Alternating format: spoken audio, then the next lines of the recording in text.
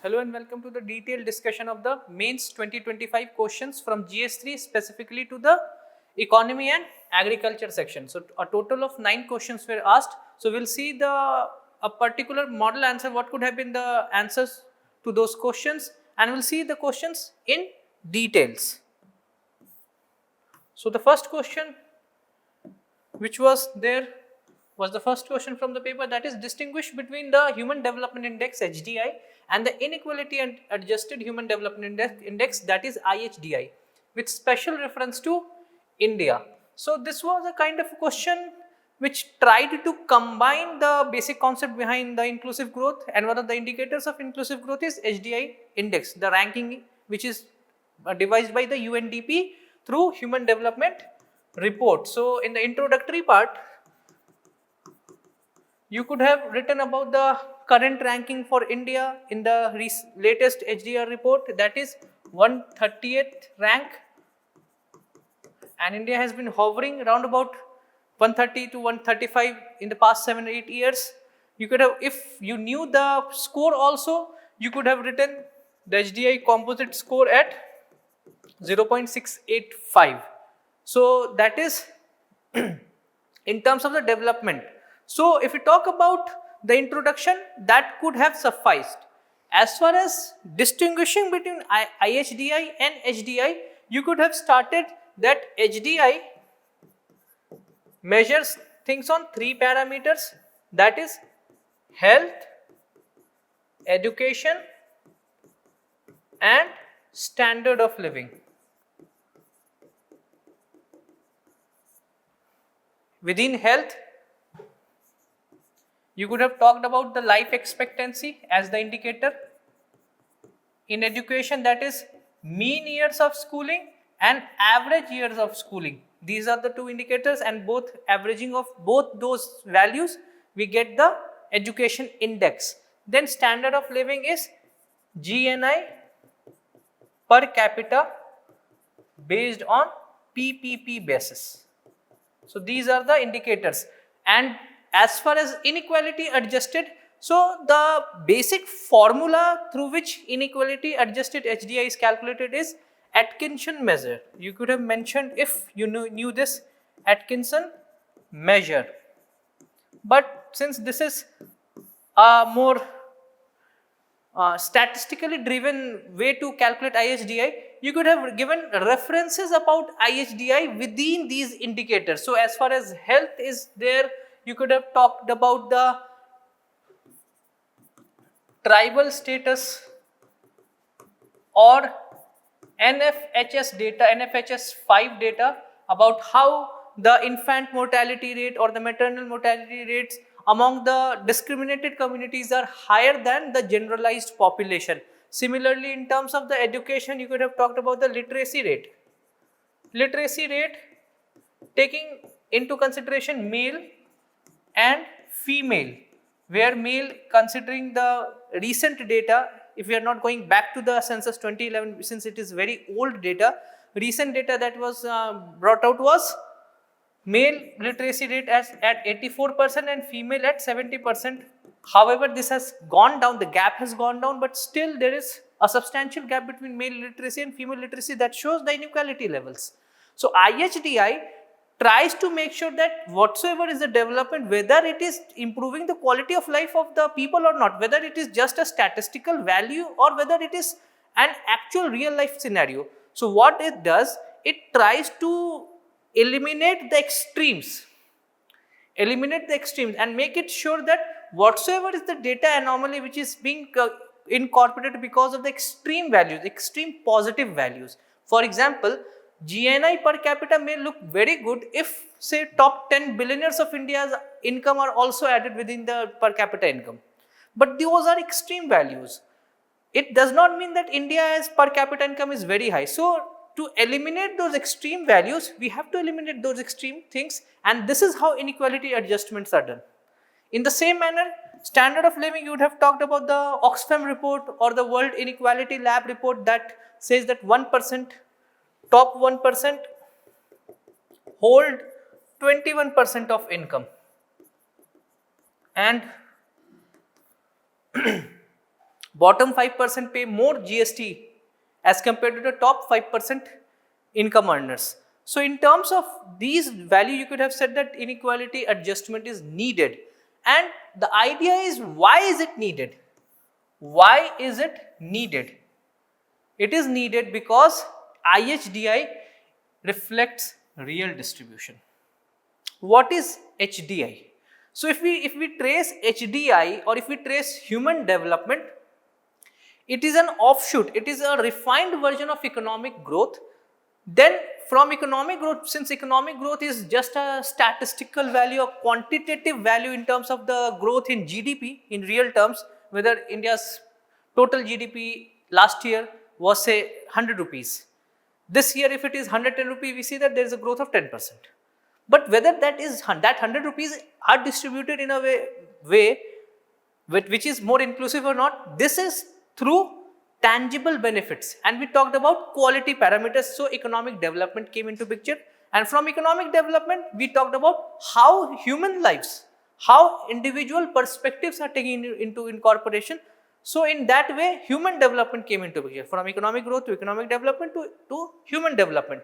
Within human development we are talking about the real distribution, the real values, whether those things, those health, education and standard of living are leading to specific tangible changes in the quality of life. Then it targets inequality because it aims to touch the last man, that is Antyodaya. So the ethos of Antyodaya, that it should have tangible quality improvement, is through inequality adjusted human development index. And then better developmental measures, because it is on ground reality rather than only values which are derived from data. So that is why IHDI is a better indicator, and there are certain incompleteness in HDI, so IHDIs are devised. You are not required to go into the calculation methodology, because that is a statistical tool. You are required to give the specific references from India's own experiences about health, education and standard of living, and that was more than enough for this particular question.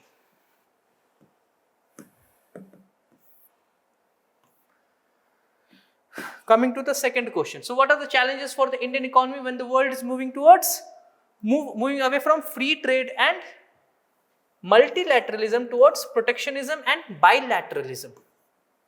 So obviously you could have quoted the recent US tariff.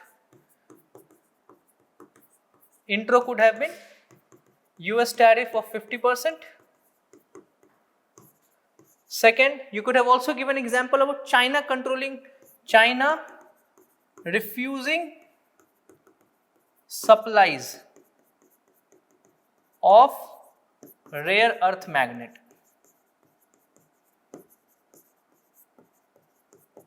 The West are calling back their factories because they feel that the European market or the US market, they are calling back their factories because they feel that they are not gaining from these things because of disbalance in trade from their perspective. They are running into trade imbalance, they are running into trade deficit. So that is why they want to call back their factories.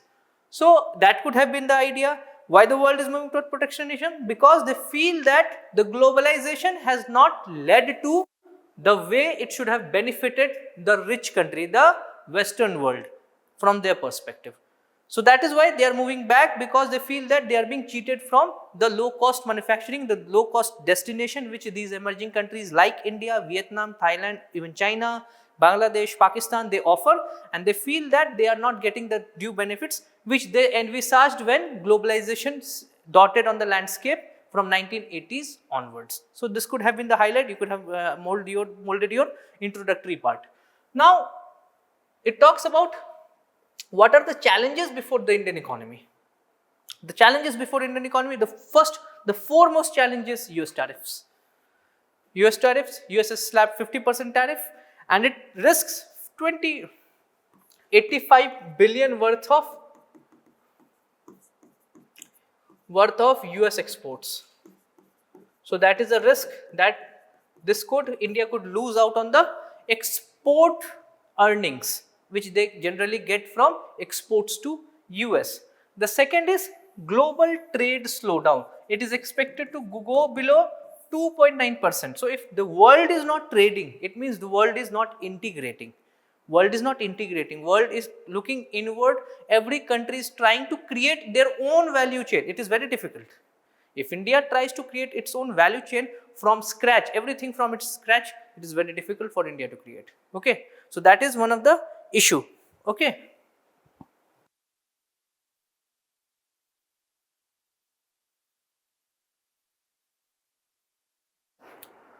Now given this thing, so you could have talked about that global trade is linked with global growth. So if the trade is not happening, the global growth would go down, and trade slowdown would mean that the growth for India, long-term growth story which India expects to be a developed economy with 30 trillion US dollar by 2047, it would be a risky proposition, because it cannot only hinge upon domestic consumption. You cannot bank upon domestic consumption. You need to have that expertise in global exports. Then geopolitical shock. This West Asia or Russia, Ukraine, these are leading to supply shocks. For example, oil. It was very worthful for the world to have Russia coming into oil supplies, Iran coming into oil supplies. But because of these countries getting sanctioned, the oil supplies are getting shock. They frequently get a shock. Whenever there was an Iran and Israel tension, the oil prices got a shot. So that is an issue, because if this happens, then India is oil import dependent. India roughly imports around what 140-150 billion dollars of worth of oil last year, 150 billion US dollars. And if there is a price rise in, say, $5 per barrel increase, that is bound to create imported inflation. So you could have talked about this thing because of the conflicts. Then multilateral framework failure. Classic example is WTO. WTO and dispute resolution mechanism, it's a failure. WTO is a consensus driven organization. It is not voted. It is not majority driven. Every debate or every agenda in WTO has to be accepted by all the members, and all the members, we know that they are from the least developed countries status, they are from emerging economies like India, China, Brazil, or they could be the advanced economies like Russian, like US and many of the Western world. So it is very difficult because their demands are different, and every now and then we get to see that there are certain you can say turmoil, or there are certain reservations. Then competitiveness challenges. This is known as supply chain inefficiencies. You could have added lower productivity. Why India may lose out because of protectionism? Because India does not create products which are efficient. India does not belong to that global value chain, GVC. We talk about every product goes through different countries. India is not finding its place in those important countries. India only finds that thing in service sector or in the assembling part. Assembling at that point, at the end point, when every screws have to be tightened into a finished product, that is not an innovation. That is an issue which India needs to navigate, and that is why if you talk about semiconductor, they ask this question, the semiconductor, India semiconductor mission and semiconductor ecosystem. India is trying to create its own journey from scratch, end-to-end supply chain. That is the idea.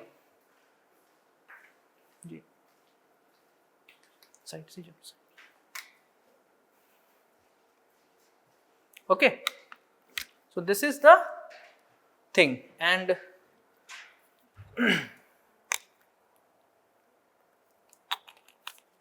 so how can these challenges be met or overcome? Obviously, bilateral free trade agreement. So world is moving towards bilateralism, India needs to follow the suit. India should not chalk out that, okay, we will be non-aligned, we will not create our own path. India should aggressively pursue free trade agreement which are bilateral, and they have done so through UAE.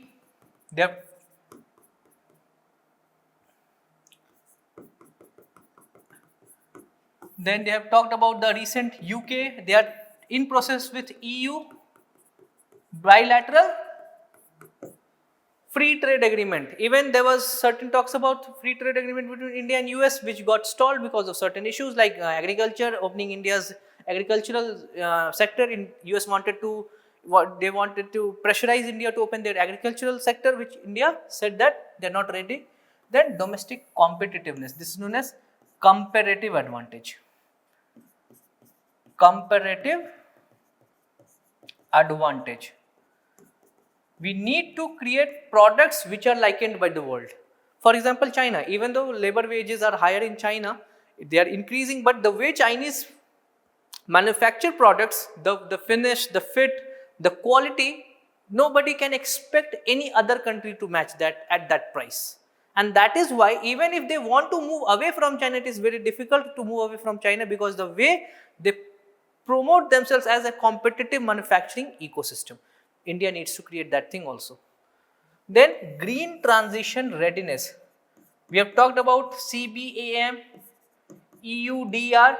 In environment, you must have read about the carbon border adjustment mechanism, deforestation, European Union deforestation, this readiness. They want to reduce deforestation for agricultural purposes. They want to make sure that the products which are manufactured in those countries which have lenient carbon related mechanisms, they need to put they are putting certain taxation on them. So this is how green transition, if the world is asking for that, India needs to move into that thing also. India needs to project that we are into green manufacturing and our products are manufactured in an eco-friendly manner. Then diversifying exports market for textile. If talk about marine products, they should not get synced with specific countries only. Okay, if these countries are only importing, then our exports would get a boom. There are more than 190 countries in the world. Go and export, no matter there are only smaller orders. But if you have well diversified export basket, well diversified countries to cater to, then you are not risking your whole dependence of exports on few countries. And this is why diversifying export market is very important for India. They should interact, they should go to African countries, they should go to Eastern Europe part, the Poland and Belarus and all these things. They should navigate and see the Central Asia. They should go and see the South American countries. No matter they have smaller demand, but still they can be able to navigate the challenges posed by many of those countries like US and Europe. Export diversification in terms of products. Go and sell things which are demanded by them, not which you produce. If there is a demand for certain things, you start producing that thing. Classic example is shrimp. Shrimp as a product, as a marine product, was not one of the things which was huge domestic demand. It was all because of demand by many countries like Europe, like US, like Japan and China. They have huge demand for shrimps. And that is why India's shrimp cultivation got a boost, specifically in Andhra Pradesh. In the same manner, go and see many other countries which are demanding certain products and you start producing those goods. This is the idea behind diversifying your product specifications. In the way, and obviously go Swadeshi, boost domestic demand. Our economy is 60% domestic. Our economy is 60% consumption driven. So this was the way you could have added that, okay, we need to boost the domestic demand, because if our economy is performing, if our demand is there that they can absorb any of those bilateral or multilateral isolationism or any kind of protectionist measures which are being taken by many other countries, then our domestic consumers are well and good, ready to absorb those demand of products which are getting produced within India. Classic example is mobile phones. Mobile phones or electronic display manufacturing ecosystem, most of the things are getting consumed within India also.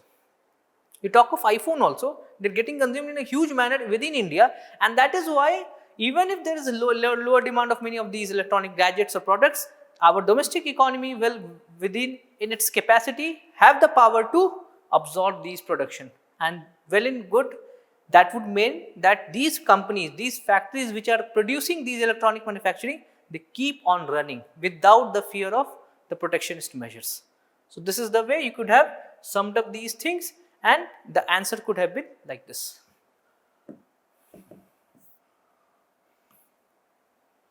Third question is, explain the factors influencing the decision of the farmers on the selection of high value crop. This question is from crop diversification. Crop diversification. Last year they asked a question on millet. This year they have asked a question on high value crops. Specifically, they are referring to horticulture.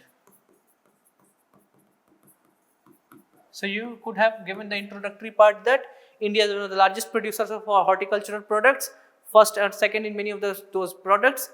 Even our horticultural high value crops production is way higher than cereal crop production. Our horticultural production is in the range of 350 million tons annually. And if you talk about the cereal production or the food grains production, it is in the range of 330 to 340 million tons. So that shows that farmers are silently shifting towards high value crops. And the question says that what are the factors behind that? What are the factors behind that as to why farmers are moving towards?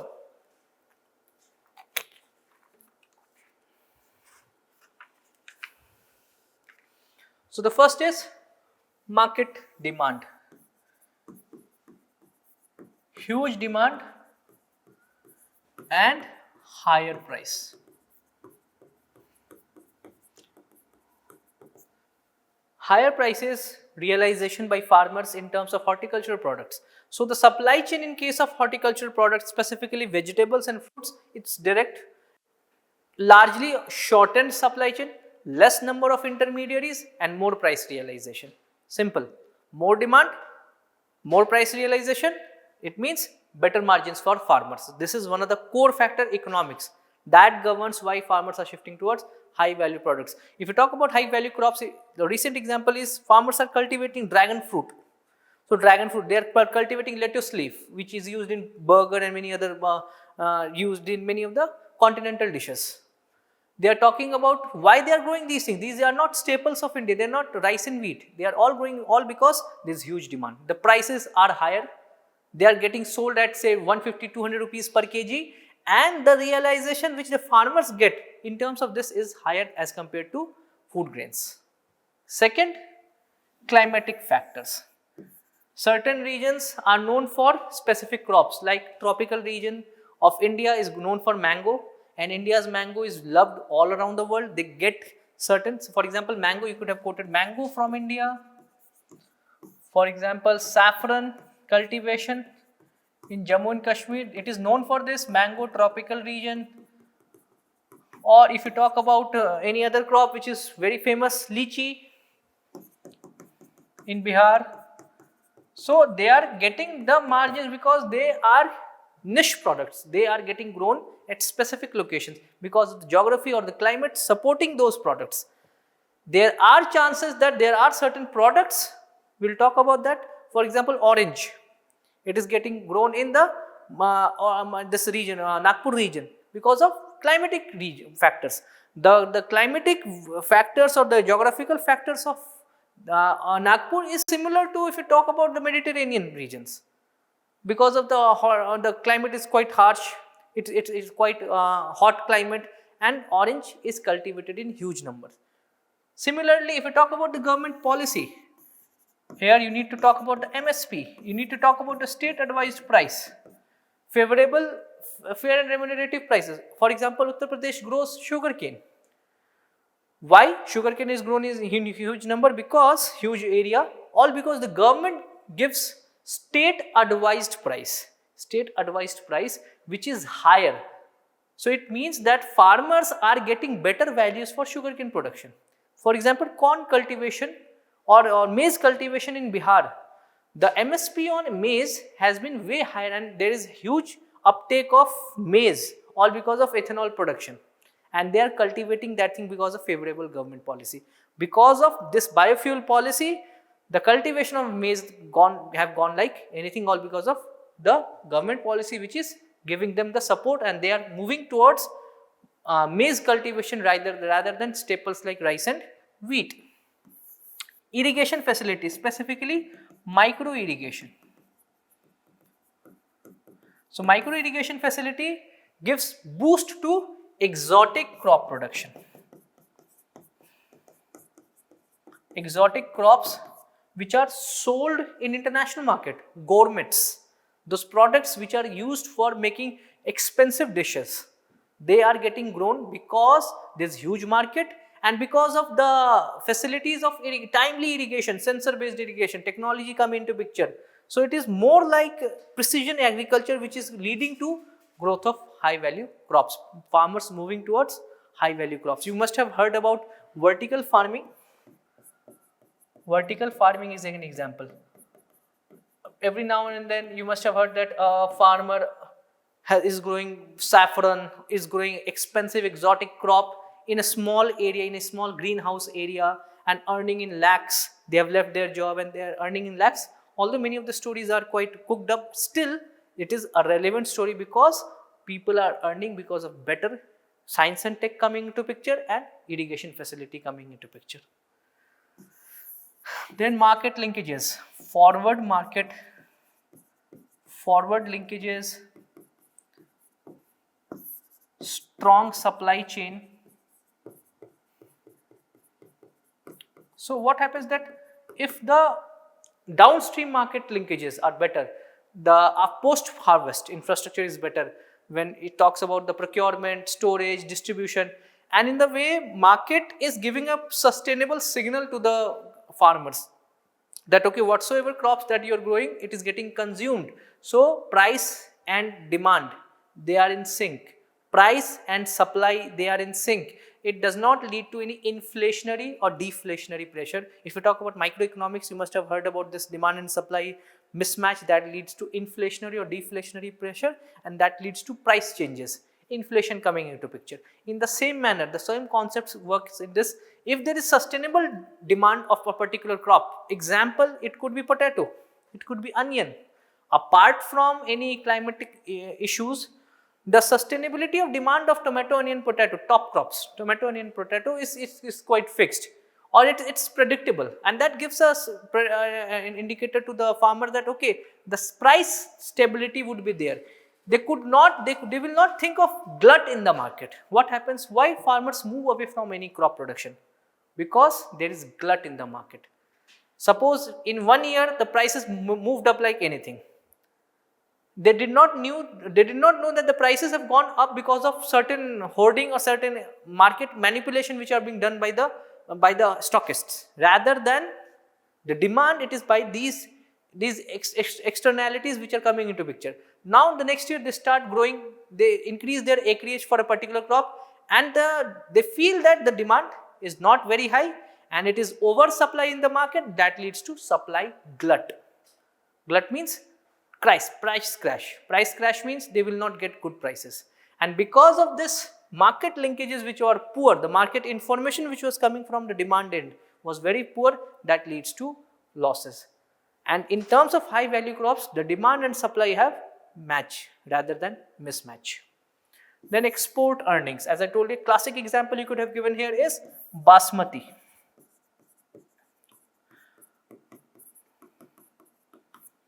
Classic example you could have given here, basmati is not a staple diet of India. Here they are not saying horticulture only, high value crops could be basmati. Punjab and Haryana belt is growing basmati despite the agroclimatic conditions not supporting it. Why? Because it is export, it has huge export earnings. Apart from buffalo meat exports, basmati ranks, I guess, the second in terms of export values from agri exports. So it is a huge export earner for India. So that is why many farmers in those regions are growing those crops. And then generational factors. Generational factors means Gen Zs. They are experimenting with food. They are adding many fusion food. They are adding many Mediterranean diets. They are demanding for fruit and vegetable based diet. You must have seen that the way they are demanding many of those crash diets. They are demanding veggies, vegetables and fruit based diet. So what happens that farmers are getting the demand from urban centers. Urbanized people are now getting, they are likening They are eating more high value crops rather than staples. They are not going into those calorie based diet, they are going into those nutritional based diets, and that is why it becomes a signal. If you go to stores, many of those stores which are selling high value crops, you will find out that they have very strong supply network from the farmers, and they have actually gone into contract farming. So these things push, and these factors motivate farmers towards shift to high value crops in India. So this is how you could have given your answer in terms of examples also and justifying your arguments. Okay. Fourth is elaborate the scope and significance of supply chain management of agro commodities, again from agriculture. A very common question. It is talking about the forward linkage of agri commodity. So scope of forward linkage of agri commodities, this is the scope part. So first is obviously procurement, buying from farmers, then grading and sorting. It is graded and sorted into different categories. Then storage, transportation, processing, exports, or it could be distribution. This is a common supply chain. You could have talked about that. Okay, this is the scope of forward linkages or scope of supply chain of agricultural commodities. Now, the second part of the question says that what is the significance of this? Why do we have to look into the forward linkages into all these things? Because these things are boosters also. These things are actually roadblocks also. If there is very inefficient procurement by, I'm not talking about procurement by the government entities only. The procurement could be from the bulk purchaser, from the contractors who have run into contract for the agribusiness industry, like say Kisan tomato ketchup, or you talk about many of those big companies, agribusiness industries. It could be from the government through MSP, it could be from the bulk purchasers directly going to the spot market and buying those agricultural commodities. It could be the food grains, it could be horticultural crops or the cash crops. So it could be even the non-farm products, it could be allied activities crops like dairy farms, it could be any other commodities, because they have not specifically talked about the food crop, they have said agricultural. It could be food grains, horticulture, and it could be allied activities also, allied sector, dairy, poultry, etc. Okay. So this is the idea. What are the significance? Reduction of post-harvest losses. A recent data, most recently the Ministry of Food Processing Industry or Ministry of Agriculture, I am not recollecting right now, they said that around about 15 to 20% of horticultural crops, they get wasted in the tune of rupees 1.5 lakh crore. So if India tries to arrest this thing only with efficient supply chain, with proper storage facility, proper processing facility to get it processed into more usable form, to increase the shelf life, we can make sure that we have actually grown that much value of crops. It's not that we need to only think about increasing production.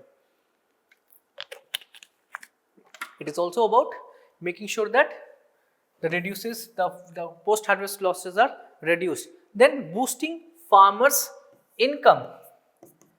It increases profitability.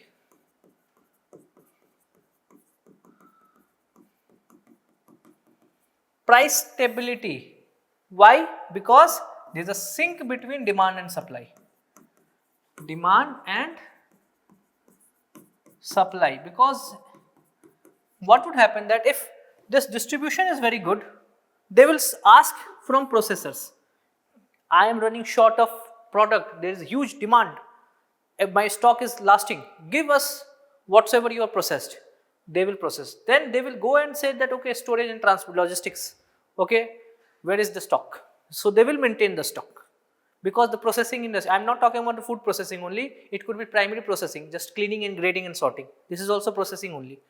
Then they will say, okay, where is the procurement being done? Where is the procurement? And if the procurement is good, the farmers would get a signal that, okay, the supply chain is quite strong, we need to grow more crops. This is why it is very important. Then food security, it ensures accessibility, price stability means affordability,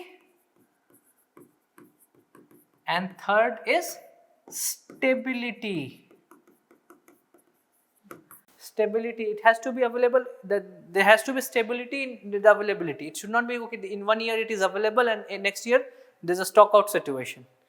Then exports, if there is huge supply chain, obviously some of the things would be exported, and that would be even more remunerative for the farmers or the exporters.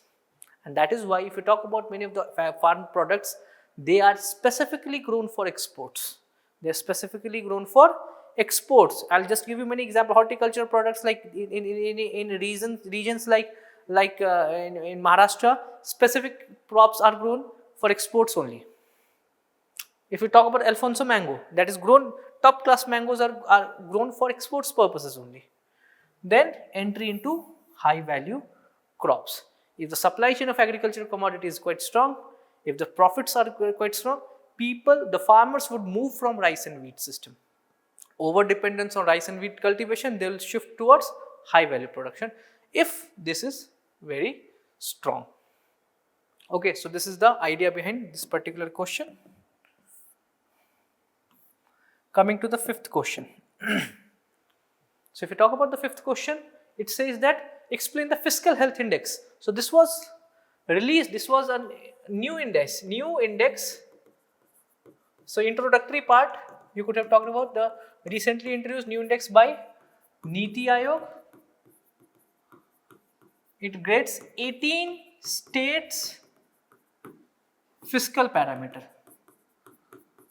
Fiscal parameter, obviously you know that the government fiscal parameter, revenue, tax mobilization, what is the revenue deficit, what is the fiscal deficit, what is the overall debt level, what is the tax collection as a proportion to GDP, GSDP. It is not GDP, it is gross state domestic product. Then what is the interest obligation as a proportion to GSDP. So they have categorically mentioned specific parameters. So what are the parameters? The parameters are these. First is quality of expenditure. So quality of expenditure, idea is how much of the total out of total expenditure, how much is going for developmental or capital purposes. Developmental or capex. So we know that in budget there are two types of expenditure, either it could be revenue expenditure or the committed expenditure, like paying salaries, defense expenditure, interest payments and all these things, or it could be capital outlay, like building new capital assets, developmental projects. Okay. Second is revenue mobilization. It is from own tax or central devolution. So budget, revenue receipts or capital receipts, it could be through own taxation, revenue receipts we talk about, or it could be through central devolution as a part of finance commission's devolution parameters. Many states get their due share from the central pool of the tax collected. So if the states are able to fund their expenditure through their own tax mobilization, that is a signal of good fiscal health, rather than getting dependent on only contributions from the center. Then fiscal prudence. What is the overall fiscal deficit? What is the overall debt? Whether the money which was used for fiscal consolidation or not, fiscal prudence was maintained or not, whether the fiscal deficit, if the government went into deficit, whether the deficit was used for capital expenditure or whether it was used to fund revenue expenditure commitments. If the government is borrowing for paying salaries, that government is defunct. that government is as good as being bankrupt. Then debt index, it is total interest payment as a proposed to GSDP. What is the total interest payment? What is debt to GSDP? What are these ratio? Then last is debt sustainability. What is the overall increase in interest payment? Suppose the states have taken debt, year on year the interest levels may go on, but whether that increase is less than the GSDP growth rate or not, because if year on year your increase interest obligations keep on increasing, which is faster than increase in GSDP growth rate or the GSDP real GSDP growth rate, then that means that you are into slowly going into debt trap, because your interest obligations are rising faster than your capacity to generate resources, generate values in the economy. So that is the sustainability part. So why is it needed? Why fiscal health index was needed? Because see, we know that fiscal deficit data are there. The states government also released their budgetary documents and it has all the data. But this statistical analysis help them for it ensures holistic measurement, because it has multifactorial analysis. Multifactorial analysis rather than only fiscal prudence. Fiscal prudence means fiscal whatsoever is a fiscal deficit and all these things. That is only you can gauge from the budget data. You get to know about what are the expenditure. It dives deep into quality of expenditure. So that is the idea. It is multifactorial. It is better measure about the fiscal health of the state. See, I'll just give you an example. Total budget of the whole of states and India combined together is rupees 120 lakh crore. Budgets, I am talking about the budgets. States and central government combined together is roughly 120 lakh crore. Out of that, 70 to 75 lakh crores are spent by states. 55 to 60 lakh crore is only spent by center. This year's budget is 50 lakh crore. So 70 lakh crore is spent by states. So rather than having only close scrutiny on the central expenditure pattern, you need to know the state. If we want to have good analysis about the overall fiscal parameter of India, we need to know about the developmental. We need to know about the pattern of expenditure of states also. That is why fiscal health index of different states have been created by the Niti Aayog. Okay. Then comparability and ranking. It gives competitive nature to improvement. Obviously, many states may not be performing well, like many states like Punjab, Himachal Pradesh. Many states have very huge interest payment obligation because of the high debt levels. So it is very difficult for them to actually spend money for developmental expenditure. But if they are categorized, if they are ranked based on their fiscal health index, like in this year's recent index, it was Odisha which performed best. Odisha had the best fiscal health out of 18 states that were ranked. If the states are ranked, then many states would feel that okay, we are lagging behind despite calling that we are very good economy and all these things. We need to perform in terms of the data also. And it is data driven policy. If a particular scheme was slashed, or if a particular money or grant which was stopped by the center to the particular state, why was it stopped? Because of the fiscal health, poor fiscal health, too much expenditure on freebies and all these things. This is how the policy making could be data driven rather than on the whims and fancies of the political party which comes into power. Okay. Now, why is it needed? Because it leads to rational spending. If a state is ranked among the bottom 5, it gives a red flag signal to the state that they need to improve on the fiscal parameters, else they may be bankrupt, and thus the government is forced to take austerity measures. Austerity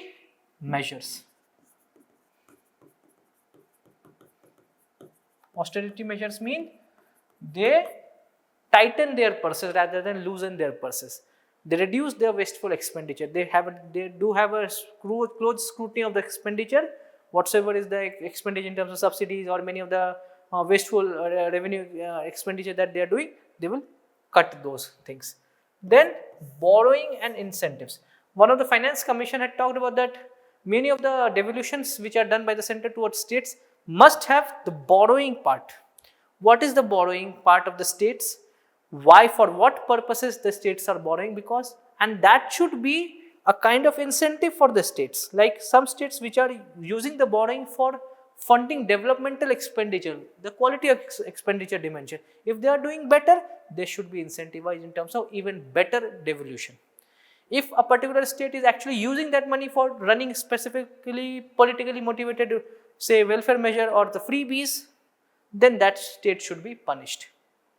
Third is sustainable welfare policies. Difference between welfare and freebies. Difference between welfare and freebies. We need to have certain subsidies. We need to have certain grants to people who cannot afford that thing. But at the same time, it should not be politically motivated that, okay, we are actually manipulating their brains. And transparency and accountability in decision making. Transparency and accountability in decision making.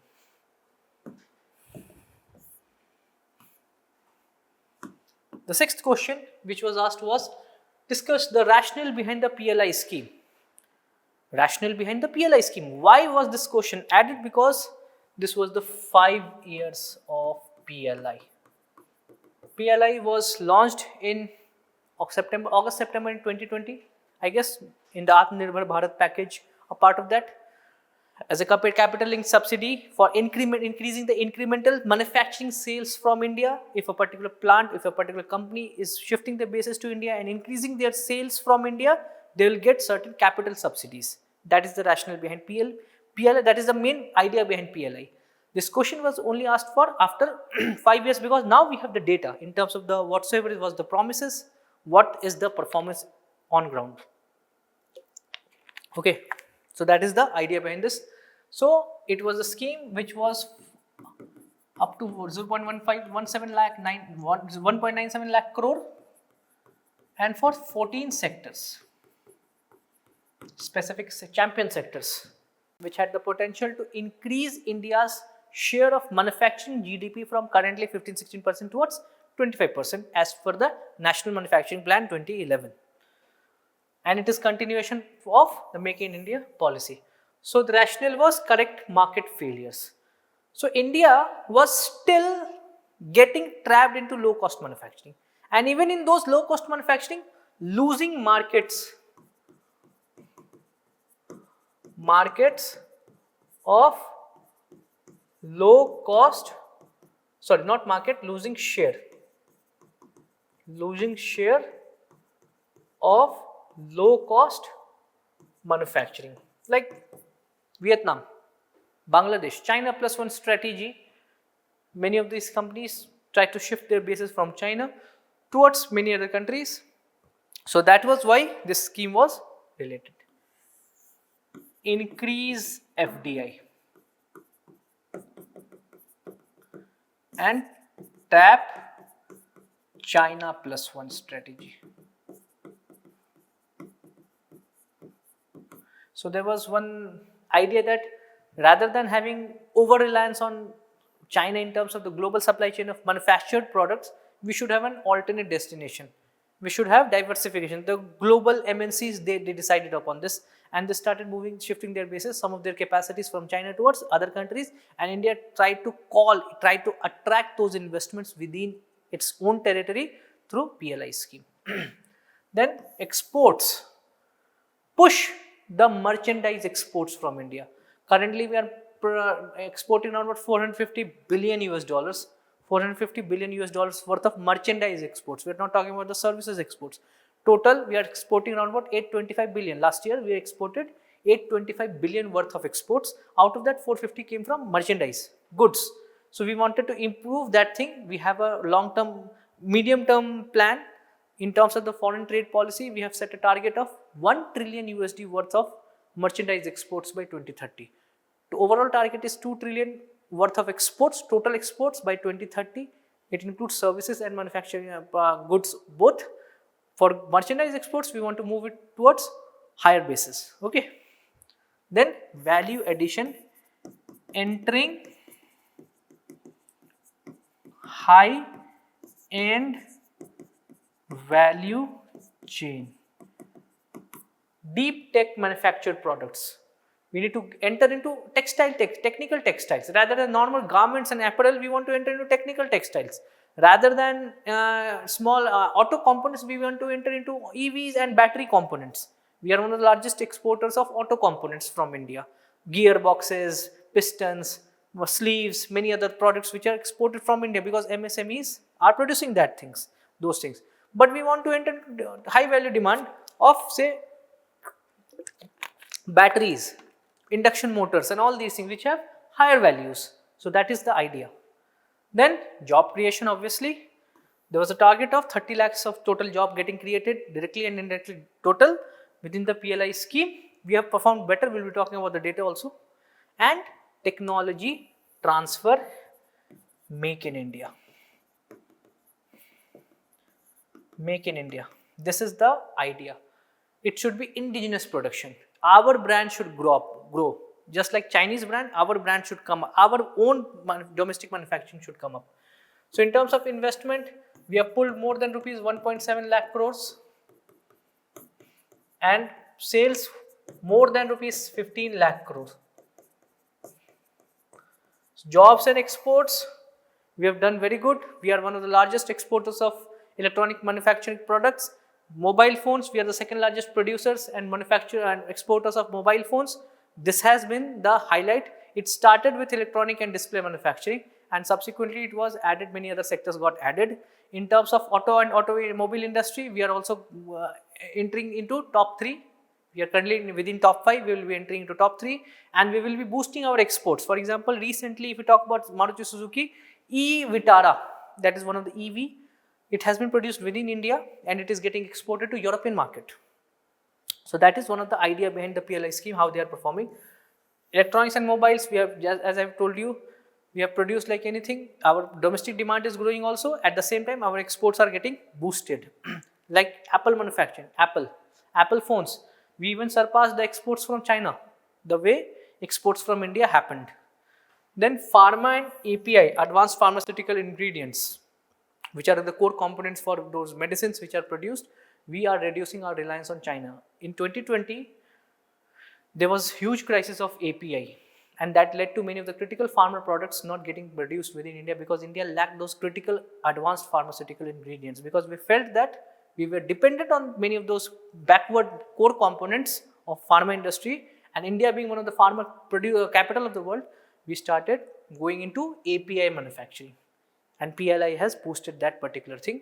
And white goods, AC, TV, fridge, we are now seeing that we are getting many more brands. Just go and search the Flipkart and Amazon, you go and search how many brands are available, you'll get to know that many more companies are getting their bases into India. Many mobile phone companies are actually entering those white goods manufacturing.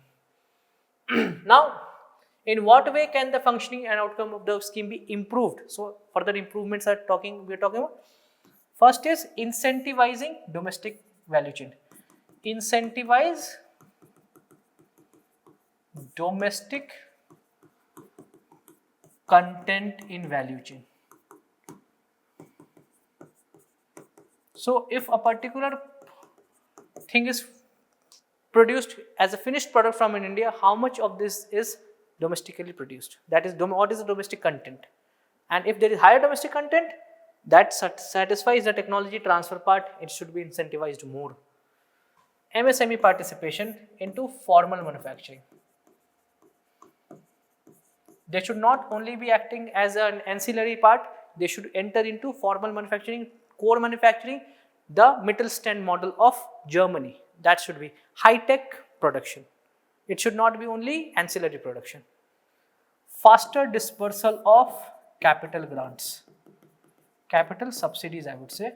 So there have been allegations that whatsoever was the subsidies of rupees 1.9 lakh, 7 lakh crores, the disbursal rate for those companies which have achieved those targets of higher incremental sales, the disbursal rates by the governments are lower, and that acts like a disinvestment, sorry, disincentive. Then incentives to job.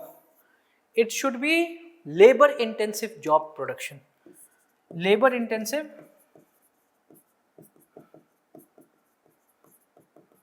production. It should get higher capital subsidies rather than getting produced from tech and AI and robotic manufacturing. Those which are creating more jobs should be incentivized more, and green conditionality, that it should be adhering to the parameters, adhering to the levels which are set by the European market or the Western market. So this is the idea behind this particular question. Now coming to the examine the factor responsible for depletion of groundwater, that is more like resource. It could be, you could say that most of the answers could be from geography only. However, you should have written from the economic perspective. First is irrigation. 85 to 90% of groundwater is used for agriculture. Then lower electricity cost,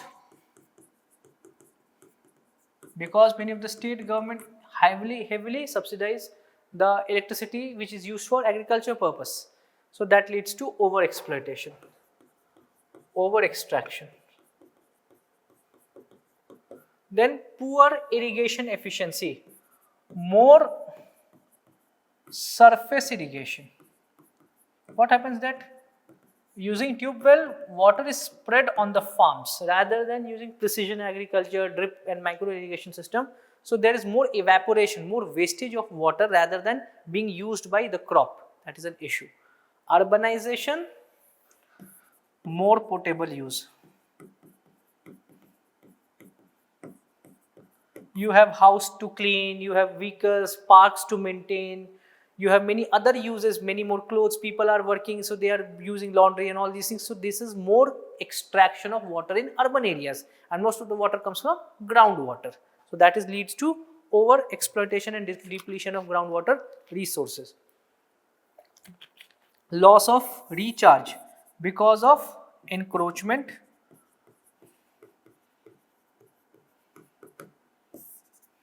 because of concretization,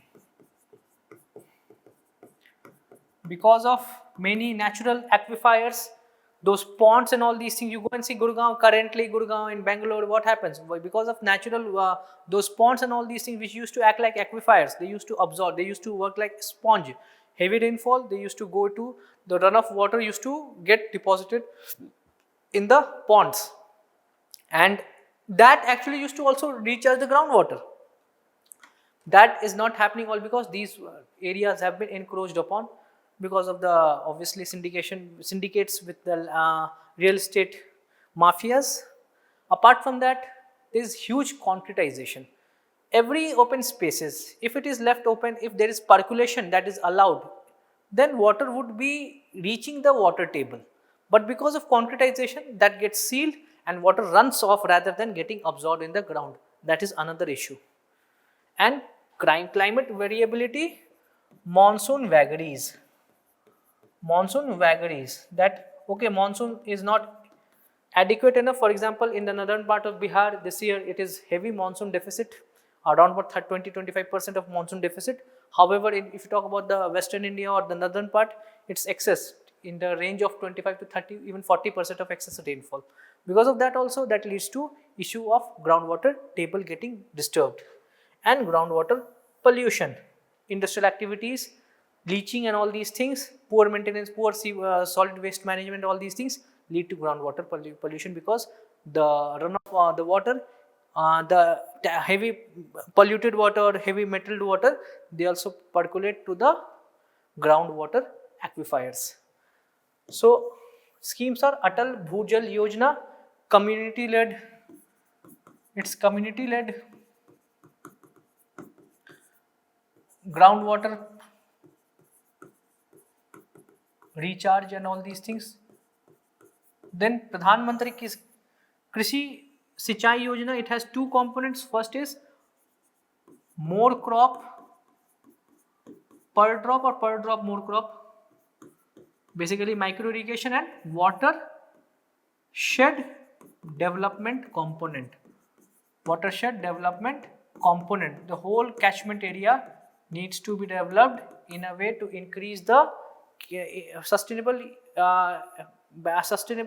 management of catchment area. This is the water development component. Then groundwater aquifer mapping.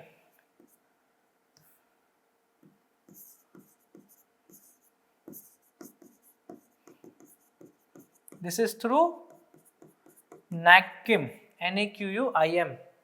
Then dam rehabilitation and improvement program, dam rehab program and improvement program, that also leads to groundwater recharge, because the dams also, if that is sustainably desiltation and all these things, leads to nearby recharge. We know this thing. And Jal Shakti Abhiyan for water movement, groundwater recharge movement, rainwater harvesting and all these things. And state initiatives like Pani Panchayat, Mera Khet Meri Virasat, Mera Khet Mera Virasat in Haryana, Pani Panchayat in Maharashtra. This is all related to groundwater, moving away from depletion of groundwater, sustainable management of groundwater resources. So this is the idea behind this particular question. Then coming to the 8th question, the second last question which was asked from the economy and agriculture section. So a traditional question from food processing, obviously it is very easy. It's the core part of the syllabus which is mentioned in the UPSC mains. So examine the scope of the food processing industries in India. So obviously scope is raw material base for different industries.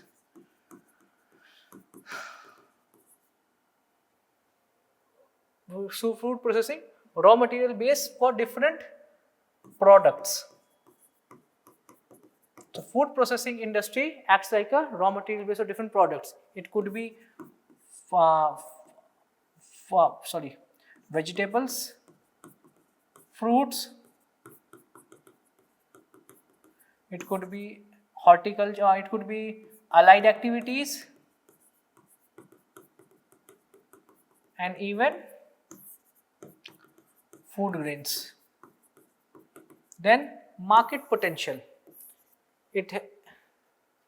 Food process, the introductory part could have been, you could have written about what is the scope, what is the food processing. It is roughly 2.2 lakh crore, roughly 1% of India's GDP, 0.7% of India's GDP, and contributes 10%, roughly 10% of manufacturing GDP.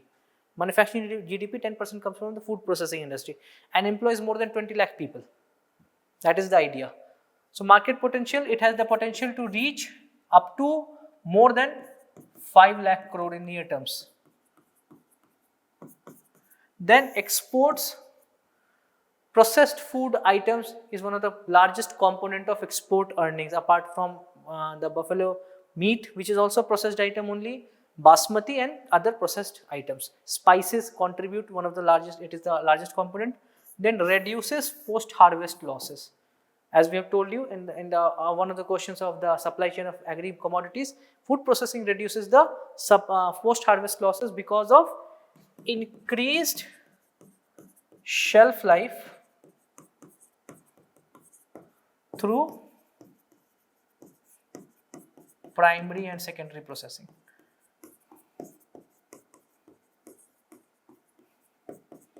Like drying, irradiation, food irradiation and all these things leads to increased using inert gases, packaging and all these things reduces the increase the shelf life. Then value addition, more profits, more GVA, gross value addition to economy. Economy gets a boost. Okay. Then employment, as I have told you, 20 lakh direct and indirect people are directly employed. At the same time, it has the potential to absorb excess farm labor. Excess farm labor, they are working on farms, they are disguised unemployed, so they can be shifted to a related industry which is in secondary sector, that is food processing industry. And nutritional enhancements through fortification. We know that, for example, fortified rice. Fortified rice is nothing but rice which is mixed with fortified processed items. That is nothing but coming from the food processing industry. That fortified components is coming from food processing industry, and that improves the nutritional content. For example, milk, which is fortified with vitamin D and calcium, which is sold through the milk federation companies like milk federations like Amul or Mother Dairy. This is the idea behind this. So how the government is increasing the opportunities? First is PLI scheme in food processing industry. It has the potential to generate more jobs, to ensure that many more companies set up their factories in the food processing sector. Then Prime Minister formalization of micro enterprises. So if micro enterprises, which are generally informal in nature, household based, if they are formalized, their potential of reaching economy of scale and creating more jobs is higher. And last is the flagship scheme, that is Sampada, and creating end-to-end value chain and food processing clusters. Creating food processing cluster, mega food parks, all these things are part of Sampada in a bid to increase the job opportunities also. Okay, so this is the idea behind this particular question. And the last question which was asked was, this year 9 questions were asked from economy carrying 115 marks. Some debate that one of the question, that is groundwater, is not from economy, but that question is from economy, but as it is talking about the factors behind groundwater depletion and all these things. So India aims to become a semiconductor manufacturing hub. Obviously, that is the idea. India wants to create its own indigenous ecosystem, some semiconductor ecosystem. So what are the challenges faced by the semiconductor industry? So you could have talked about the semiconductor market in India. So currently they are around about 50 billion USD in 2024 and potential to reach 101 billion USD by 2030, and India wants to create its own ecosystem. Globally, it is round about 700 billion USD global market of semiconductors and potential to reach 2 trillion USD by 2032. So India wants to create its own ecosystem out of it, and also make sure that the world is moving towards the tech driven products with Internet of Things, Industry 4.0, and everything would be embedded with chips, the microprocessor. And that is why India wants to create its own ecosystem rather than dependent on other, because there is a word known as tech sovereignty. Tech sovereignty. India does not want to get dependent on others for chips. Worldwide, 90% of the high-end chips are produced by Taiwan. Taiwan is generally considered to be part of China only. It's a one China policy. Taiwan is a part of China. So in a way, China can plug the supply chain and can be detrimental for India. For example, rare earth magnet that led to, although that is not a semiconductor, but that is one of the critical component which is used in automobile industry, and because of the rare earth magnet supply chain which was cut by China, India's automobile sector faced certain issues in supplies. So the issues, if you talk about the challenges faced, is high capital cost and long gestation period. So any fabrication, semiconductor, wafer manufacturing, any component manufacturing does not get built overnight, or it does not get built in 1 year, 2 months or 3 months. It has to be tested. It is a high tech industry. So that is why the cost which is needed, initial costs are very high. It may so happen that even if you are producing those chips may not perform up to the mark, and constant innovation is needed. That is one of the issue. Then technology. Most of the technologies of design and manufacturing is controlled by either US, designed by US and manufacturing by Taiwan. That becomes a channel. India needs to create its end-to-end ecosystem. That becomes a challenge. Then talent, shortfall of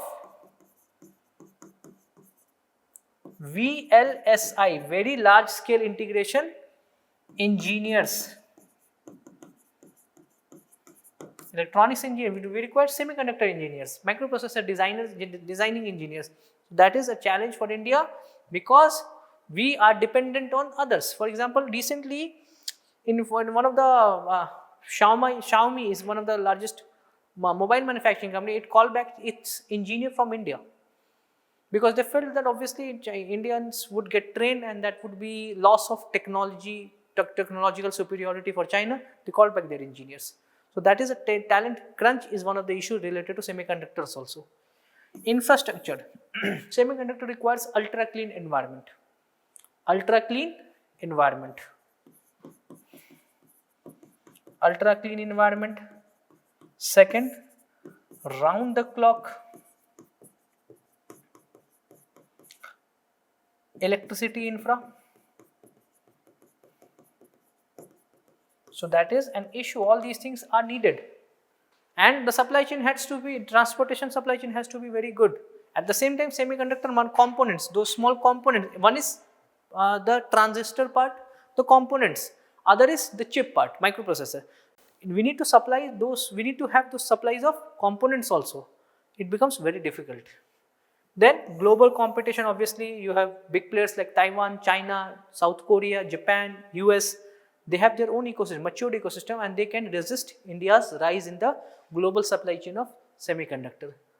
So if you talk about the India semiconductor mission, it is roughly rupees 76,000 crores scheme, which was launched in 2021 to support, it's a capital subsidy scheme just like PLI, to support semiconductor ecosystem, to support and incentivize factories to set up their semiconductor manufacturing ecosystem within India.